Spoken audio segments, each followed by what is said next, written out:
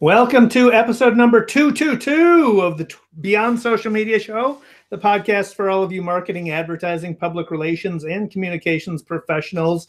We're recording live on YouTube on March 25, 2018. A lot of things to talk about this week, including hashtag March for Our Lives, of course, live tweeting yourself, a best-selling bunny, NYTimes, 37 men to 1 woman, YouTube's Quickstream, Publicity Hound Puppy, Instagram bio hashtags, animated paint, films made by farmers, girls only job ad, no travel for you, and of course, Cambridge Analytica. But we started off with the best story of the week, and BL has the honors as usual. BL, what was that? Well, unless you were under a rock yesterday, you know the March for Our Lives was a huge success around the world. And what is so remarkable to me about it is the masterful use of social media and how this spread so quickly that Emma Gonzalez very quickly, one of the Parkland students, very quickly had more Twitter followers than the NRA. And she had never been on Twitter before this happened a month ago. So they have been absolutely brilliant in their use of social media and organization. And what struck me probably most of all yesterday was the speech by Naomi Wadler, who's 11 years old, and she led a walkout at her school last week. And that's the one that we talked about where there was a press kit that they gave to the media. Mm-hmm. And, you know, I basically think we should start a campaign fund for her run for office right now, because this is clearly going to be the president of the United States one day. What a brilliant young woman. And she said in her speech, like, there are people who think that I'm the pawn of some adult. You know, they're wrong. There are people who think that an 11-year-old can't be as articulate as they find me. They're wrong. And she said she was there for all the Black students who don't make headline news when they're murdered by guns. But she was remarkable. And then the other thing that absolutely had me in tears was Emma Gonzalez, who 6.5 minutes of silence was heard around the world. And that's the time it took for 17 children to be murdered and teachers to be murdered by an assault rifle at Parkland on Valentine's Day. And among the things that were said by people in the crowd and people who were speaking, we're afraid to be in school. We're scared to go to school. We're afraid it's going to happen in our school. So what makes me so happy about this is that these kids are going to be voting, and that this campaign has turned into a register to vote campaign, vote them out campaign. And, you know, it makes me excited that is going to happen with these kids. And it also makes me so sad that nothing has happened until now. And, you know, what guarantee do we have until these kids are voting and running for office? I can't wait for that one. But of course, there were opponents to the protests, and it's only fair to mention them. And the Second Amendment people who also protested in cities across the country with the message, one of their signs said, "What can we do to stop mass shootings?" And their answer is shoot back. The whole thing made me wonder yesterday, where was Donald Trump? There wasn't one word on Twitter from Mr. Tweet yesterday, not one. He was playing golf, apparently. Yeah, he was out at Mar-a-Lago. So, kind of revolting, I thought. Yeah, there you go. So I don't have a transition for that. There couldn't be one. I mean, nothing like this ever happened before. And, you know, it just was incredible to see. This time it does feel different, though. It does feel different. So this past week has been just a blur. It's just been jam-packed for me. One reason is I had to give a presentation that I knew was coming up but I didn't realize until the day before that I actually had to give it the next day. I like halfway through the day on Tuesday, I looked at my calendar and said, "Oh my God, I've got this presentation tomorrow morning." So I had to scramble and get everything together, because the presentation was on the Cambridge Analytica story. A lot had changed since I last gave it, so I had to change up my presentation a lot. But I wanted to implement something I've been planning on doing for a long time, which is live tweeting my own presentation. Now, I've done tweets. I've done tweets during talks before, scheduled tweets during talks before, but wasn't as planned out as what I wanted to do, which I finally did for this presentation. So my thing is how to live tweet your own conference presentation. I wrote a blog post about it for our agency blog, and we'll include a link in the show notes. But the short answer is basically, obviously, you need to be a presenter at a conference to do it. Extend and think about when you're planning out your tweets for your presentation, think about the value that you can add to the tweets themselves to give people a reason to follow you and follow those tweets as you're giving your presentation. So you need to plan what to include in your tweets, and then schedule your tweets to publish during your presentation. So my presentation was at 7:30 in the morning, which is ridiculous. I live in Chaska. It takes me an hour to get to downtown Minneapolis, so I had to leave. I had to get up at 4 in the morning to make sure I was there on time and ready to go. Anyway, that's a side rant.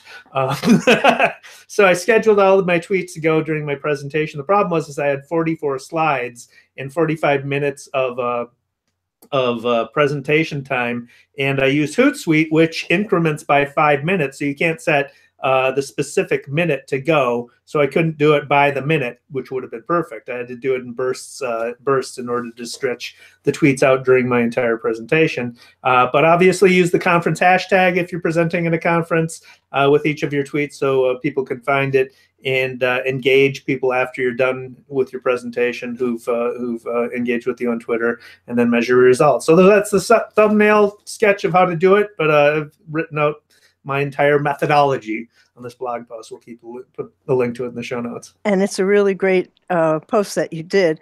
And also your presentation was terrific. And I'm glad that you make yours visual. I do that too. I mean, I try to do a visual a minute. So I don't want people reading my slides. Yeah. There's nothing worse than people, squinting in the audience to try and read the little 8-point not paying attention to you. They're trying to read You could be talking about anything. They're like trying to write down your slide. I mean, it's so stupid. Yeah. But anyway, good for you. And I can't wait to see how you do it.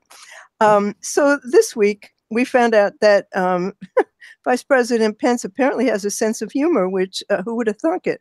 And what happened was that Vice President Pence and his wife have a bunny whose name is Marlon Bundo, which, as John Oliver pointed out, is a fabulous name for a bunny. And it's also the nicest thing about them, another thing he pointed out. And so they've issued a children's book called Marlon Bundo's Day in the Life of the Vice President. The Pence family calls him Bodas, Bunny of the United States, which is great. And so John Oliver published a rival book, A Day in the Life of Marlon Bundo, a gay bunny romance. It instantly hit #1 on Amazon, where it sold out. It turns out, in a complete coincidence, he said, we also wrote a book about Mike Pence's rabbit that's also been published. And so his book is called The Better Bundo Book. And he talked about that at 11:30 on Sunday night. It was sold out by Monday at noon. So with a message of tolerance and advocacy, his very charming children's book explores the issues of same-sex marriage and democracy. And last week tonight, we'll be donating 100% of the proceeds to the Trevor Project and AIDS United. And Marlon Bundo is a very fun bunny who recently relocated to Washington, D.C. from his home in Indiana, is how the Oliver book starts out. He enjoys hopping through the garden, eating all his vegetables, and hula hooping. So Oliver said, this is a real children's book. This isn't some adult book telling Mike Pence to go expletive himself, although in buying it, that's exactly what you would be doing. I bought it immediately. And proceeds from the book, which go to the Trevor Project and AIDS United. And there's an audio version on Audible, which is just wonderful. And it has the voices of Jim Parsons, Jesse Tyler Ferguson, Jeff Garlin, Ellie Kemper, John Lithgow, Jack Mabrayer, and RuPaul. And we'll have a link there to it on Audible. The Pence book, I don't know how it's doing, but Marlon Bundo, the Pence bunny, has 19,500 followers, and he was photographed next to a sign that said, "If you met my family, you would understand." So, cool that the Pences have a sense of humor. I never would have thought that. Well, I mean, just you buried the lead, BL. The reason that Oliver came up with his book is that Mike Pence is notoriously Well, I anti thought everybody knew that. politician. I You need didn't to make think sure I that needed people to say that. recognize it. Yeah, yeah, Mr. Family Values. Yep. Yeah. So And homosexuality can be cured is another one of his lovely thoughts. So the book is third on the bestseller list as of today on Amazon. But it's still sold out. Yeah. So I just have to tell you in advance, you may hear some very strange noises because Benny has a cone on his head because he had some surgery. So he likes to make a big show of knocking things over and running into things. So you may hear that. Good right, to know. Yeah. No. So this is a story by Brian Stetler of CNN, who reports on the New York Times seeking a job applicant. They are they need some talent, and the specific type of talent they need is an executive producer for a TV series, according to their job listing. So the Times apparently is holding talks with streaming services and premium cable channels for a potential distribution deal. The job listing provides some insight into what the venture might look like. It says the series will, quote, include groundbreaking investigations, on-the-ground reporting, agenda-setting interviews, and new formats yet to be invented.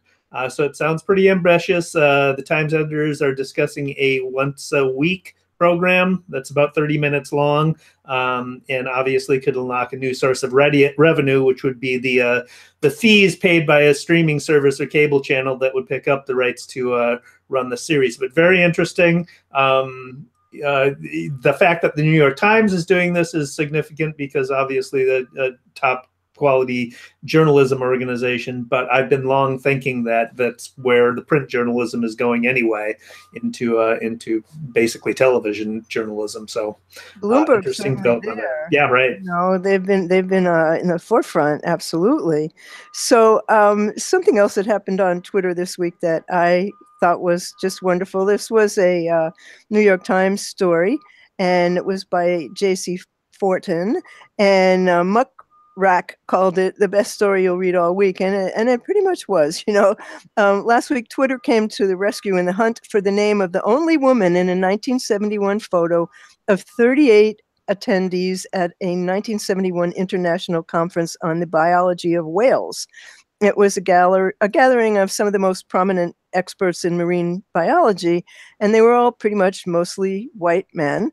And there was one black woman wearing a bright headband, and her face was partially obscured by the man in front of her. All the men were named in the caption, and the woman was not. And it started when Candace Jean Anderson wanted to write a picture book about the Marine Mammal Protection Act of 1972. And she asked the National Oceanic and Atmospheric Administration for some information. And they sent her this 47-year-old photo and didn't identify this woman. So Ms. Anderson wrote on Twitter, "Hey, Twitter, I'm on a mission. The woman in this photo was an attendee at a 1971 international conference on the biology of whales. Can anyone help me know her?"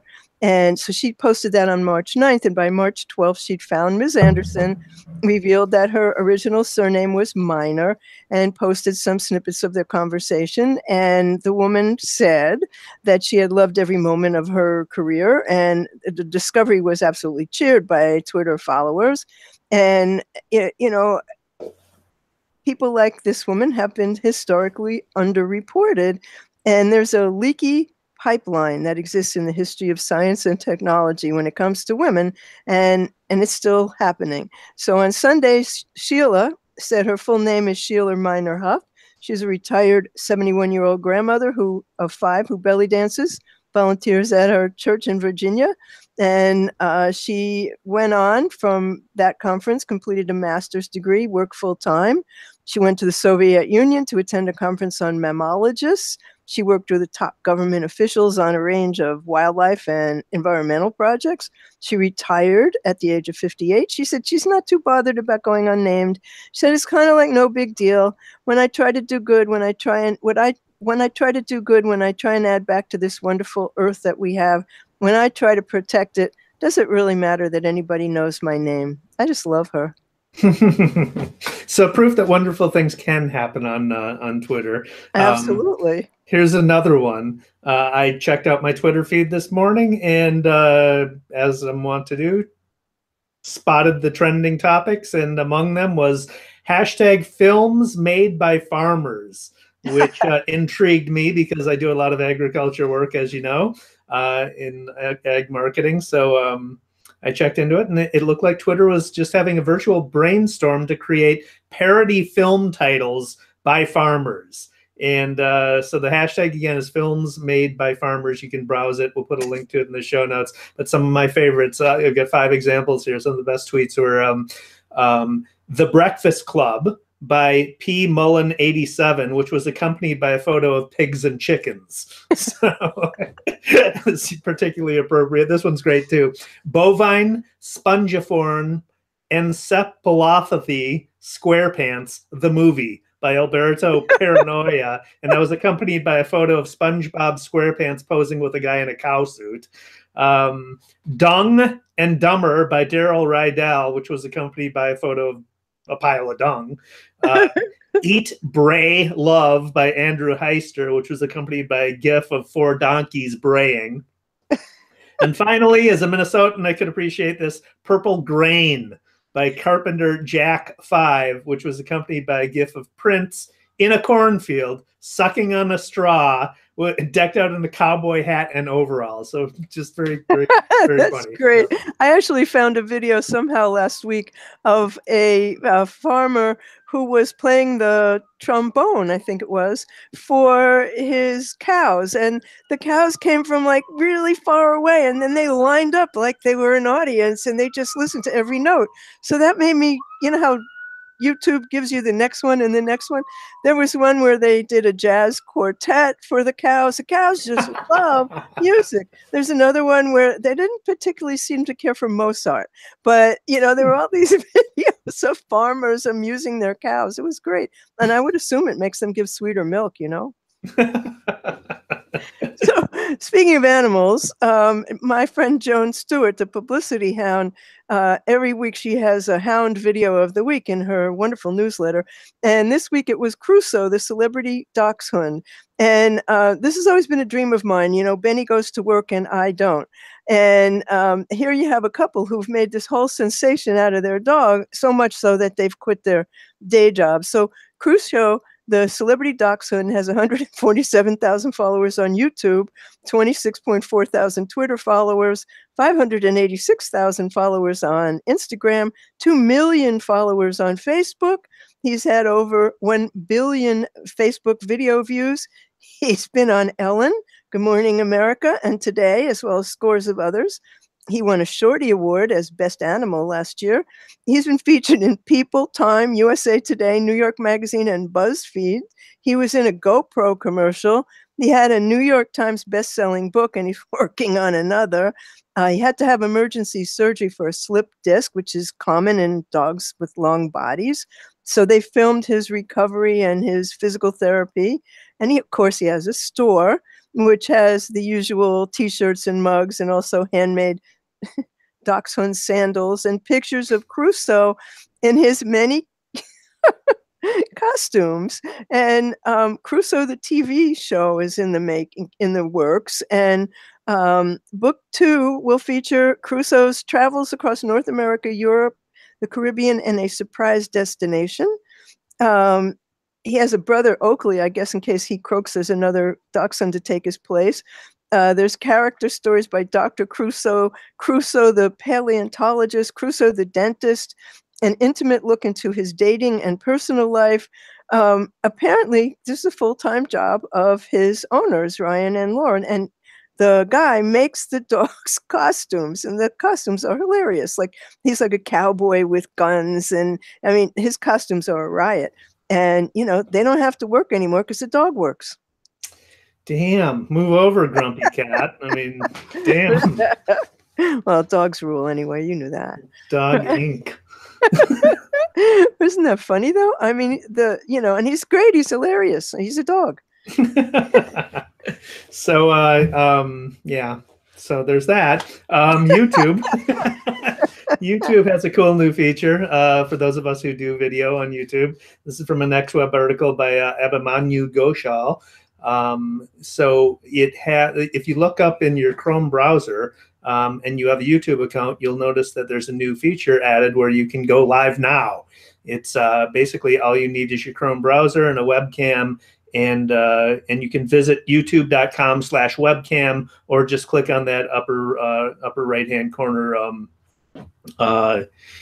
camera, and the drop down will have the go live button, and you can just quickly go live with a live stream. YouTube apparently will soon support other browsers and add support for live streaming straight from your phone's camera app, but they will be an Android camera app. So the brands that the handsets that will include them are Asus and LG, Motorola, Nokia, and Samsung. The new desktop live streaming feature is now available immediately. I mean, I got it. We've got some screenshots that we'll show you in the show notes. In fact, I have a test video that I did. We'll embed that. You need to verify your identity first. So if you haven't done that through your YouTube channel already, then you'll need to do that, which is good because we know how anonymity does not work on the internet. So that's probably a cautionary thing for YouTube.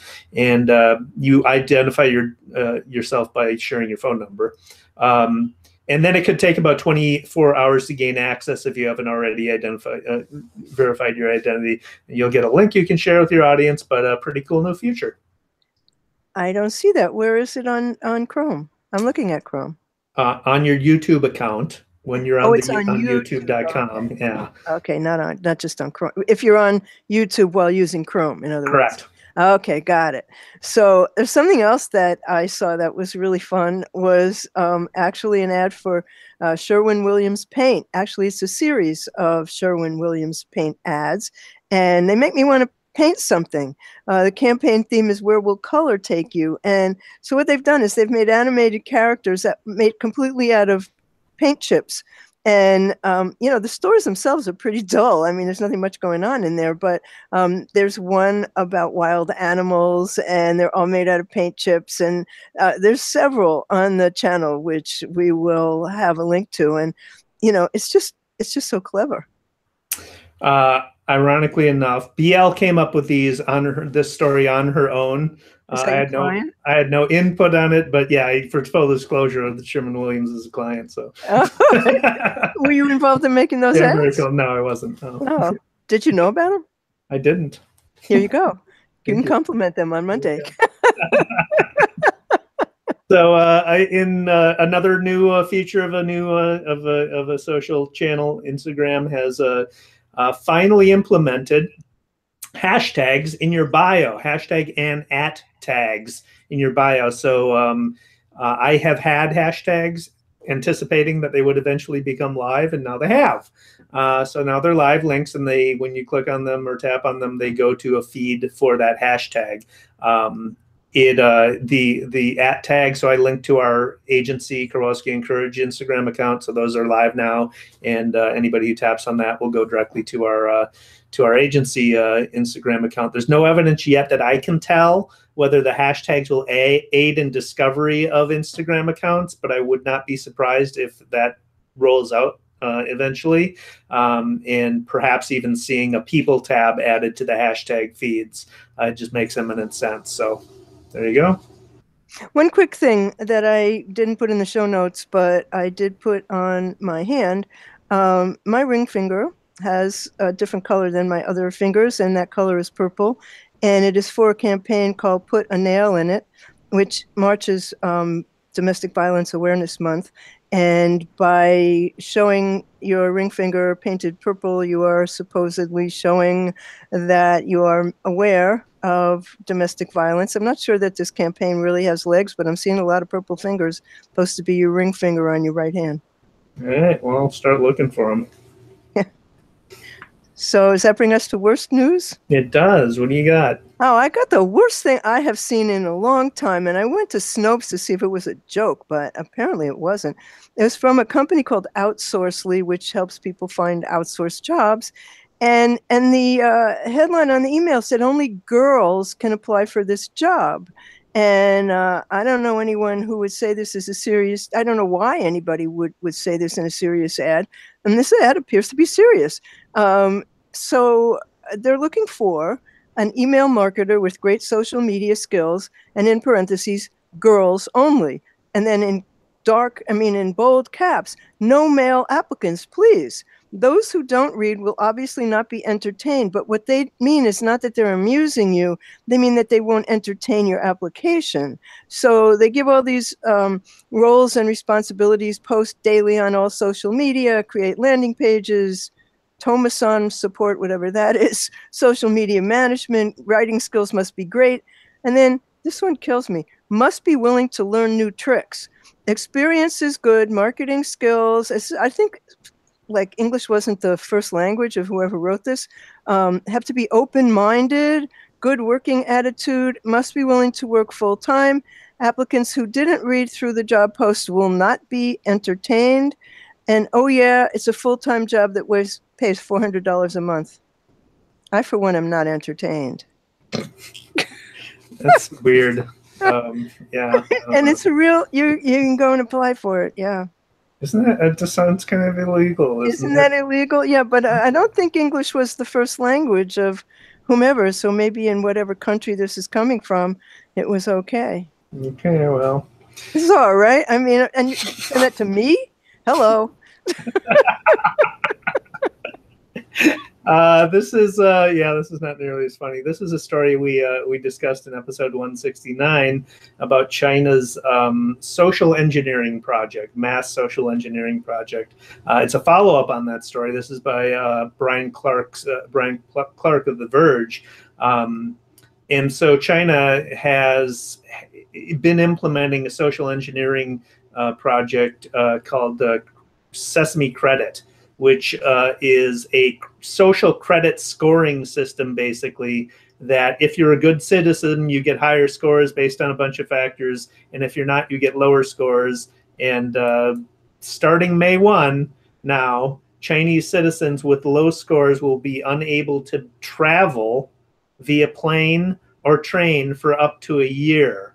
So President Xi Jinping's plan is to score citizens based on financial and social behavior, and created a number similar to like a credit score. But criminal acts and financial misdeeds will affect the score, as do kind of arbitrary actions like who a citizen speaks with, what they do, the items they purchase. Those who have found to have committed acts like spreading false information, causing trouble on public transportation, using expired travel tickets, failing to pay social insurance, or smoking on trains will be the first groups punished. What is social insurance? I don't know. I'm probably paying for the social engineering project.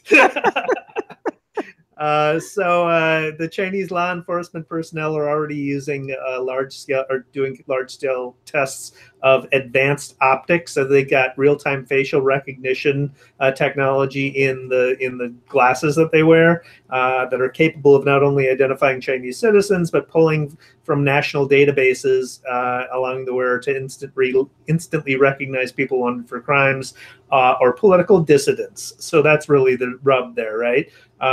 It's not a stretch, obviously, if you can couple that system with the social credit score of citizens, and you've got a massively technologically Orwellian society. It's pretty. And a leader for life who's going to be there forever. Yeah. Holy shit. And it's just like Black Mirror. That was a Black Mirror episode. Yep. Absolutely horrifying. And you couldn't work, was what happened. You couldn't have access to jobs if you weren't a good citizen. And is that included, Dave? I don't think so, but you know, I mean, don't give them any ideas, Black Mirror. So I don't have any more bad news. Do you? All right. Well, yeah, I have the worst news, and this is the biggest story of the week, and it's probably the biggest story of the year. I've been following this story since shortly after the elections. Cambridge Analytica story, which broke finally this week. Mainstream media has discovered it. The Guardian's Carol Cadwallader and Emma Graham Harrison reported on the Guardian. So it was a joint investigation by The Guardian and the New York Times. New York Times reporters Matthew Rosenberg and Nicholas Confessori jointly reported on it and broke basically the story open. This is what I gave my presentation for on that I mentioned earlier in the podcast. And I've been giving this presentation for since shortly after the election.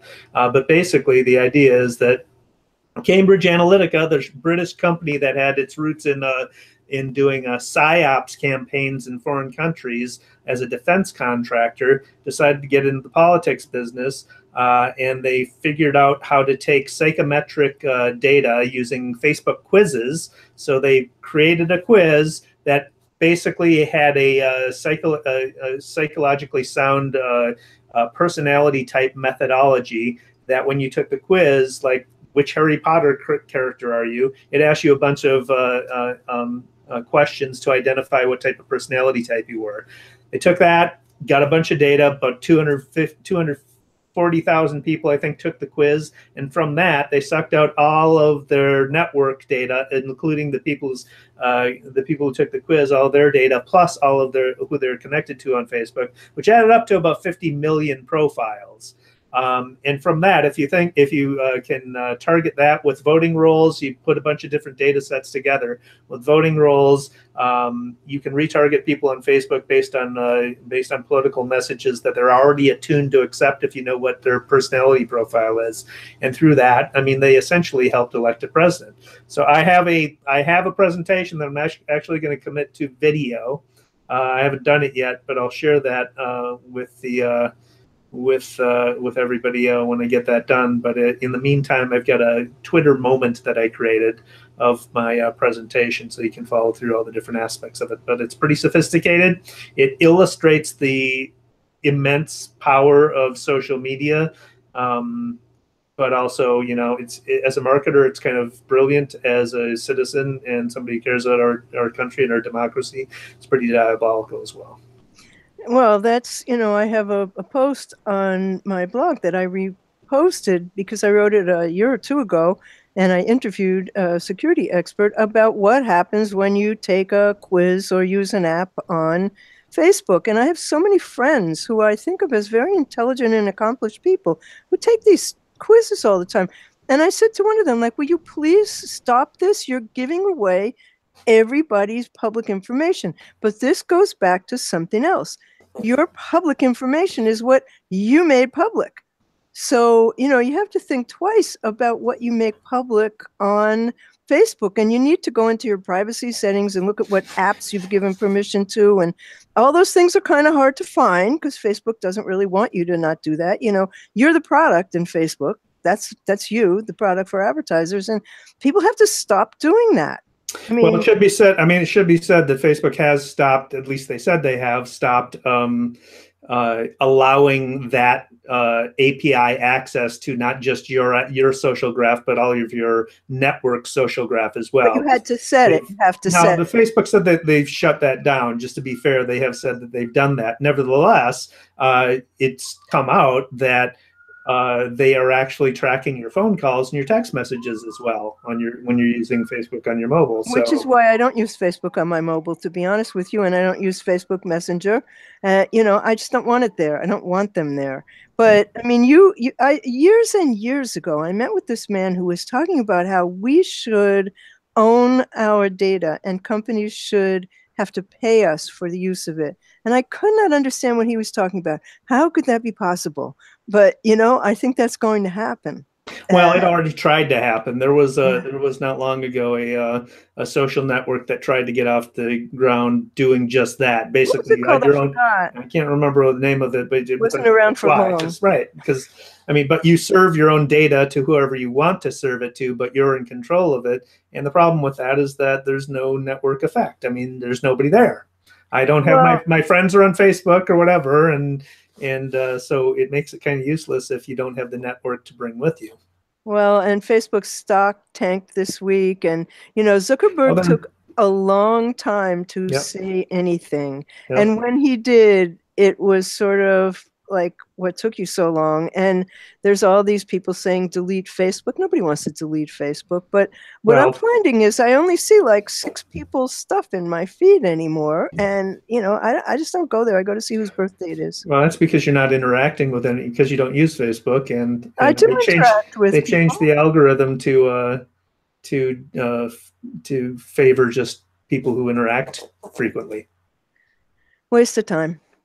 So, yeah, I think regulation is in the offing for not just Facebook, but probably most social networks, especially given where Europe is at and the coming regulations that are going to be implemented this year for privacy issues. Well, that frankly scares the hell out of me, because you don't want the government, then you're in China. You don't really want the government involved in your social media activities. So something else will come along, and people want to communicate. There'll be another way. Yeah, email kind of works. Well, come on. You email somebody about something and you start seeing ads about it. Don't tell me that. I mean, I sometimes send emails just to joke with Google, who thinks that I'm a 58-year-old man, by the way. So, so does that bring us to shiny objects? It does. I have one. Go ahead. This is really, Warby Parker, as many of you know, has for years let you virtually try on eyeglasses. And now just about everybody will let you virtually try on makeup. So pretty soon you won't need to go into a store to try on or buy makeup. And so L'Oreal, what they did was they bought an augmented reality app maker called Motiface, and it's making digital experiences for L'Oreal's 30-plus brands that include Lancome, YSL, lots of others. And Sephora and Maybelline and many other brands already have apps like that. And so you can see how you're going to look in lips. You can try on lipstick. You can try on, eyeshadow, makeup bases, all the things that we buy in those stores, and try them on and see how you're going to look in them. And I think that sounds like fun, and certainly mainstreaming augmented reality. That sounds interesting. If you ever wanted to see how you look in makeup, you can do it. Maybe once I get my glam rock band off ready to go, try it out. So this is I found this from a Quartz article by Anne Quito, I believe is how you pronounce her name. Metropolitan Museum of Art is giving away 400,000 free high-resolution images from their collection. So they've got, basically, you can search their collection for anything that is tagged as public domain 0. So it's free for the taking. You can use however you want. You can copy, modify. You don't have to give credit. You don't have to ask for permission. You can just use it, and a bunch of fine art images available for your use. So it's pretty cool trove of imagery that I'll be pouring through and seeing what I can use or what I want to use. How fabulous. Yeah. Well, speaking of art, my friend Hugh McLeod, who many of you know as Gaping Void, is in need of a kidney donor.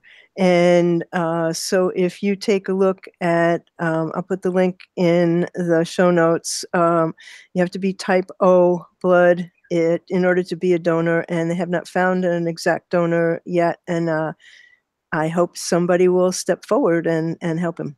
Yeah. I have another app that is just great. I wish I could use it. It's called Procreate, and it's a multi-award-winning painting app for iPad, and it's designed for creative professionals, and it lets you create sketches, paintings, and illustrations. It's interesting how they do it. It's $9.99, and there's no subscription. That's just the price to buy it. And I heard about it in a Mashable story by Ray White, who made a video about an artist who goes by the name Subway Doodle. And Mr. Doodle started making them to pass the time on his commute from Brooklyn to Manhattan. And he uses Procreate, these are hilarious, to add monsters to photos that he takes on iPhone and then transfers to iPad. And he sells prints on his Instagram account for $25 and up. And he says he lives in Brooklyn with a house full of monsters, and that every purchase goes directly to feeding their insatiable appetite for baking. So the one that I'm going to put in the show notes is called Taurus, and it's just hilarious. It's, a photo. It looks like it's 14th Street, and there on the platform are three aliens, and they're looking at a map, and there's regular New Yorkers standing around paying them no mind at all, which is just exactly what would happen on 14th Street. That's great. Right, so something else you may hear is something Benny doing right now, which is rubbing his head on his cone of shame and making this sound that apparently he likes the way it feels. So if you hear something weird, it's not me. Sure, BL, sure. So you've got a project here? Yeah, Doug Simon interviewed me on the power of live streaming and how it's transforming the communication industry. And it was on the occasion of launching Social Media Live, which I mentioned last week, I think, which allows you to broadcast on multiple channels at once. So I told him we would like to try that. Very cool. Nice. So it's on their website. Good. Let's wrap this up. Daily numbers.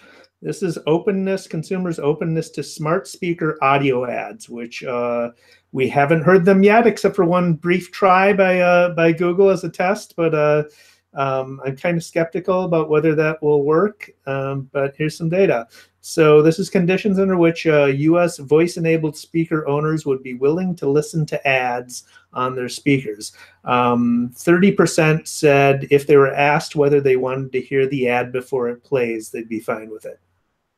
28% would be fine with it if they get to choose the brands from which they hear the ads. 25% said if the ads are personalized based on commands or questions they ask often. 23% said if the ads are connected to brands they like on social networks. And then 18% said if the ads are embedded into answers from the assistant. And that last one, I think, is the least intrusive, the most valuable kind of audio advertising you could have in your speaker. If you can, as an advertiser, buy the answer to questions. Basically, when somebody asks your smart speaker a question, can you be the brand that provides that audio answer to them? I think that would be the least intrusive, most helpful, and most probably effective type of audio advertising you can have in smart speakers. See, this is yet another reason why I don't have one of those in my house. Not only do I not want you listening to me when I'm not talking to you, but I don't want to hear ads. No. Well, that's what I'm saying. What I just described is not an ad, it's an answer. Well, if it's an answer, I just don't want something in my house that does that. All right. Anyway, that brings don't have it. I don't, and I'm not going to.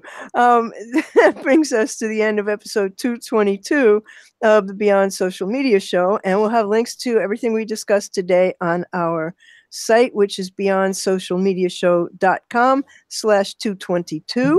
We hope you let us know what you think about the show. And David Erickson is on Twitter as @DErickson. He blogs at estrategyblog.com and creativepr.com/blog, both of which you should subscribe to for sure. He's eStrategy on Twitter. I'm BL Ochman. I'm on Twitter as @What'sNext. I blog at what'snextblog.com. I'm What's Next Blog on YouTube, and I am my website is BL Ochman, and my new venture is funwalkers.com, which are funny license plates for mobility devices. The Beyond Social Media Show is on the web at beyondsocialmediashow.com. On YouTube, Beyond Social Media Show is also on Twitter as BS Media Show, and we're on iTunes, Stitcher, iHeartRadio, and that voice thing that I'm not supposed to say the name of. Echo. You can say Echo. Okay, I can say Echo. And you can just say to Echo, play Beyond Social Media Show, and it will. It'll play the podcast. So we will be back next week at our regular time, which is Thursday night at 8 p.m. Eastern. And we thank you all for watching today. Thanks for watching.